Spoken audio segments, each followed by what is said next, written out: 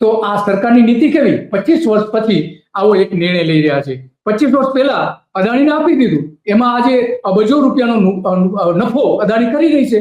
Gujarat state export corporation કે જે અમદાવાદમાં આશ્રમ રોડ પાસે જે ગુજરાત ચેમ્બર ઓફ કોમર્સ છે એની બરાબર પાસે જય હિન્દ નામનું ન્યૂઝપેપર છે, એની બરાબર બાજુમાં એની આજે પણ ઓફિસ છે. અબજો રૂપિયાની પ્રોપર્ટી હતી, સાવ સસ્તા ભાવે અદાણીને આપી દીધી અને હવે આ કાઉન્સિલની બનાવશે. રાજ્યમાં આવેલ પૂર અને કમોસમી વરસાદ માટે 11,000 કરોડથી વધુના કૃષિ રાહત પેકેજો 33 લાખથી વધુ અસરગ્રસ્ત ખેડૂતોને તાત્કાલિક સહાય પહોંચાડવામાં આવી છે એવું કહે છે.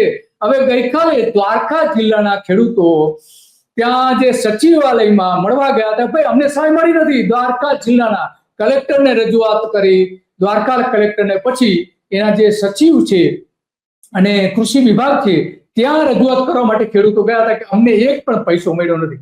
તો આ સુધારી લેવું જોઈએ, કનુભાઈ દેસાઈએ સુધારી લેવું જોઈએ, કારણ કે અહીંયા ગૃહને ગેરમાર્ગે એ વાજબી તો નથી.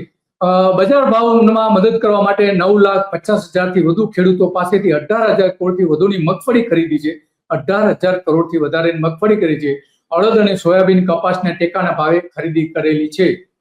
9,50,000 ખેડૂતો પાસેથી 18,000 કરોડની ખરીદી કરી છે અને ખરીદી જ કરી છે, પણ બે મહિનાથી પૈસા નથી થયા. એ માટે પણ પાલભાઈ આંબલિયા જે છે ખેડૂત આગેવાન, એમણે પણ રજૂઆત કરી છે કે ભાઈ અમને પૈસા નથી મળ્યા. તો આ બે રજૂઆતો એમણે કરી હતી. ખેડૂતો માટે કૃષિ યાંત્રીકરણ અને વિવિધ ઓજારોની ખરીદી માટે સહાય આપવા માટે 1,565 કરોડની જોગવાઈ કરી છે. આધુનિક યંત્રીકરણ એટલે કે જો યાંત્રીકરણ અત્યારે જરૂરી છે, કારણ કે ખેડૂતોને મજૂરો મળતા નથી. ઊંચી મજૂરી આપવી પડે છે. 1,000 રૂપિયા ખેડૂતોને મોસમ જયારે હોય છે ત્યારે આપવા પડે, 1,000 રૂપિયા દિવસના. તો ખેડૂતો એના કારણે ઘણું બધું ગુમાવવું પડે છે. કપાસમાં નુકસાન થાય છે, ઘણું બધું નુકસાન થાય છે ખેડૂતો, અને એના કારણે જેમાં સૌથી વધારે મજૂરી લાગે છે ખેતી ખેડૂતો છોડી રહ્યા છે. તો આ જે જોગવાઈ કરી છે સારી જોગવાઈ છે મેકેનાઇઝ કરવા માટે, એગ્રીકલ્ચરને મેકેનાઇઝ કરવા માટે. પણ 1,565 કરોડ રૂપિયા રકમ બહુ ઓછી છે, કારણ કે એવા ઘણા બધા ઓજારો આવી ગયા છે કે જે હવે ખેડૂતો મજૂરો વગર જાતે આખું ખેતરનું કામ કરી શકે એવા ઘણા બધા ઓજારો આવી ગયા છે. એમને જો સહાય કરવામાં આવે તો અત્યારે અત્યંત જરૂરી છે, અને એના કારણે કૃષિ ઉત્પાદન વધી શકે એમ છે, અને ઝડપથી ખેતરમાંથી માલ કાઢીને ખેડૂતો પોતે બજાર સુધી લઈ જઈ શકે અથવા તો ગોડાઉનમાં મૂકી શકે. આ માટે અત્યંત જરૂરી છે.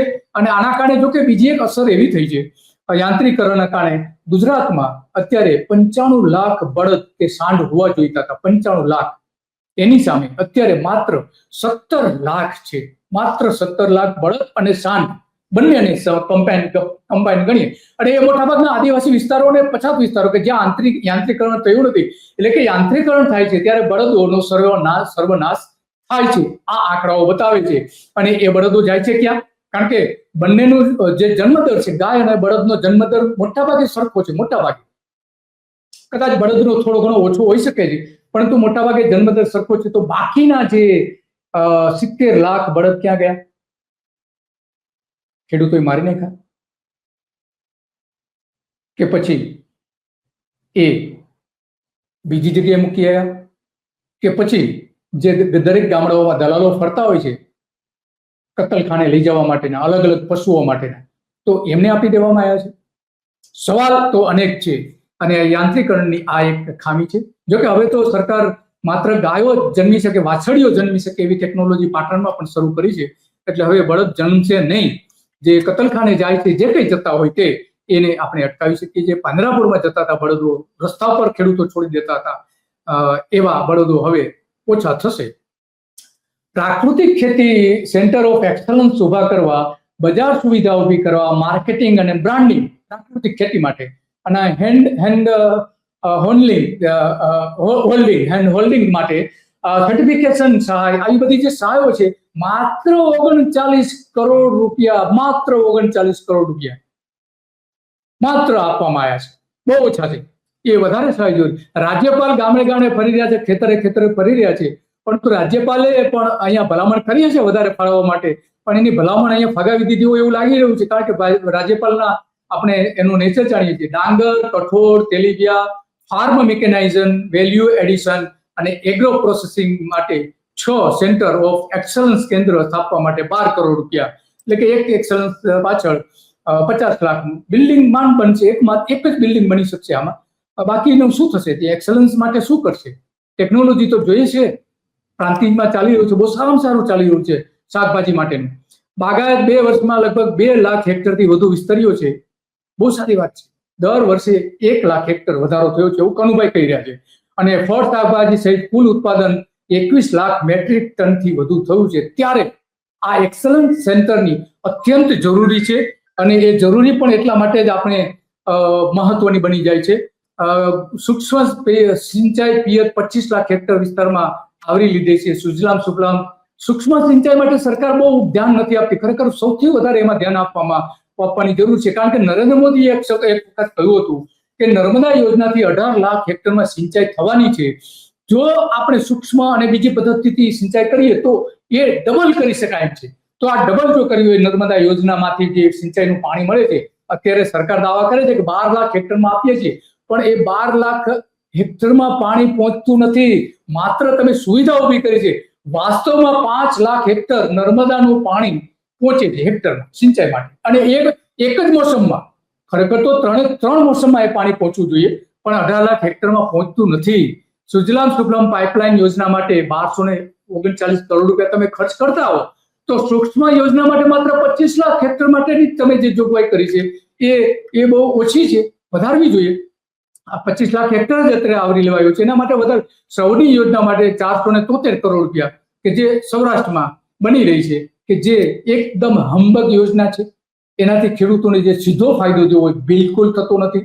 એનાથી જે નર્મદામાંથી બંધમાંથી છલકાઈને પાણી જાય ત્યારે ચોમાસા પૂરતું પાણી આપવાનું છે, ને ભલે 12 માસ પાણી આ સૌની યોજના માટે આપવામાં આવે છે. કચ્છની યોજના માટે 1333 કરોડ, એમ કુલ નર્મદા યોજના અને પાણીની સિંચાઈની યોજના માટે 3043 કરોડ રૂપિયાની જોગવાઈ કરવામાં આવી છે. અમદાવાદ જિલ્લાના જે નળકાંઠા છે ત્યાં તમે 558 કરોડ રૂપિયા ખર્ચ કરી રહ્યા છો.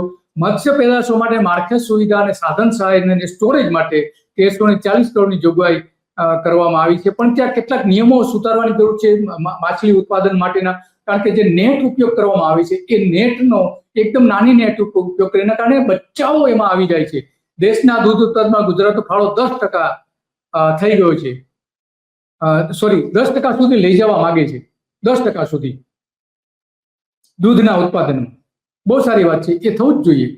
અને રાજ્ય સરકાર દ્વારા અમલમાં મુકાયેલા ગૌ માતા પોષણ યોજનામાં 500 કરોડની જોગવાઈ કરવામાં આવી છે. ગૌ માતા યોજના માટે 500 કરોડ. અને તમે પ્રાકૃતિક ખેતી માટે આટલું જ બસ. કિસાન ક્રેડિટ કાર્ડ અંતર્ગત વ્યાજ સહાય આપવા માટે 1540 કરોડ રૂપિયાની જોગવાઈ કરી છે. સહકારી મંડળી અનાજ સંગ્રહથી લઈને રાજ્યમાં 4 ઝોનમાં બાયો સીએનજી પ્લાન્ટની સ્થાપના કરવા માટે 112 કરોડની જોગવાઈ કરી છે. ખરેખર આમાં બહુ જરૂરી છે, કારણ કે બાયો સીએનજી પ્લાન્ટ સ્થાપવા માટે અત્યંત જરૂરી. લખપતિ દીદી માટે 47 કરોડની જોગવાઈ કરી છે. અને મોદી સાહેબ તો લખપતિ દીદીઓ બહુ બનાવવા માંગે છે. સખી મંડળ સ્વસહાય જૂથ જે છે એના બેંક લોન પર વ્યાજ સહાયને પ્રોત્સાહન આપવા માટે 45 કરોડ જોગવાઈ કરી. આંગણવાડી પૂરક પોષણ યોજના માટે 972 કરોડની જોગવાઈ કરી છે. નમો લક્ષ્મી યોજના માટે 1250 કરોડની જોગવાઈ કરી છે.